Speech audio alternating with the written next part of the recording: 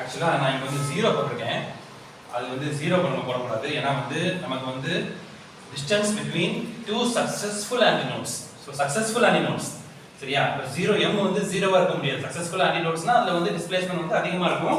So அதனால நம்ம வந்து இங்க பாத்தீங்கன்னா டிஸ்பிளேஸ்மென்ட் m = 0 ல λ/4 தான். சோ சக்சஸ்ஃபுல் நம்ம வந்து நம்ம 0 போடுறதுக்கு பதில் நம்ம வந்து 1 and 2 போட்டோம்னா கரெக்ட்டா இருக்குது. அப்பதான் செக் பண்ணேன். பாருங்க இப்போ 1 போடுறோம். 2 into 1 2m 2 பாருங்க 2m 2 plus 1 3/2 3 λ/4 3 λ/4 அதே மாதிரி மைனஸ் m = 1 போடுறேன். 2 plus 1 3 3 plus 1 4 4/2 இங்க by 2 இருக்கு. அப்ப 4 λ/4 இப்போ வந்து 3 λ minus 4 λ minus λ/4 சரிங்களா?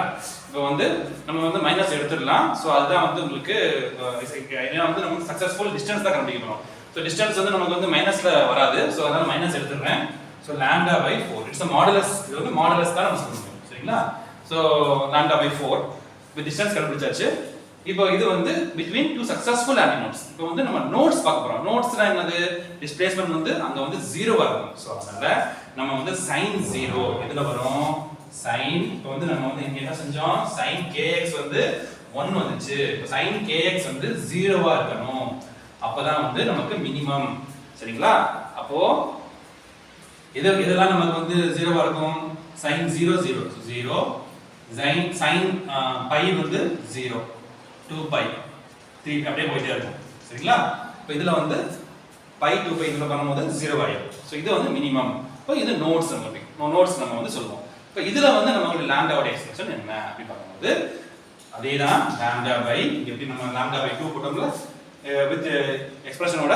இப்போ λ/2 இங்க வந்து நமக்கு வந்து 0 pi 2 pi அந்த மாதிரி இருக்கனால இங்க வந்து pi/2 3/2 அப்படினு இருக்கு. சோ அதனால இதுக்கு வந்து எக்ஸ்பிரஷன் வந்து n. சோ அதனால 0 pi அப்போ இப்போ n க்கு பதிலா வந்து நம்ம pi போட போறோம். pi அந்த மாதிரி போட்டு நம்ம செக் பண்ண போறோம். சரிங்களா? இப்போ m = 0 சாரி இப்போ அங்க n ன்னு போடுறோம். இங்க n ன்னு போடுறோம். n = 0 அப்பனா நமக்கு வந்து நோட் வந்து 0. இப்போ வந்து n = 1. இப்போ நோட் வந்து நமக்கு λ/2 n = 2. அப்போ நமக்கு நோட் வந்து lambda is a full wave. இது வந்து half λ/2 னா half wave. அப்போ இப்படி சொல்லலாம். இது வந்து full wave. சரிங்களா? இது வந்து 0 ல இருக்கு. இப்போ நம்ம distance between two nodes போறோம். சரிங்களா? இப்போ two nodesனா அதே மாதிரி நம்ம வந்து 0 வந்து நெக்லெக்ட் பண்ணிடுறோம். இங்க எப்படி நம்ம 0 நெக்லெக்ட் பண்ணோமோ இந்த ஈக்குவேஷன்ல நம்ம ஆக்சுவலா இங்க முன்னாடி வந்து 0 போட்டனால தான் இங்க -3 λ/4 வந்துச்சு. அதனால 0 நமக்கு வந்து நெக்லெக்ட் பண்ணனும். ஏன்னா சக்சஸ்ஃபுல் ஆன்டினோட்ஸ் அதே மாதிரி சக்சஸ்ஃபுல் நோட்ஸ் அதே மாதிரி நான் 1 and 2 எடுக்கிறேன். சரிங்களா?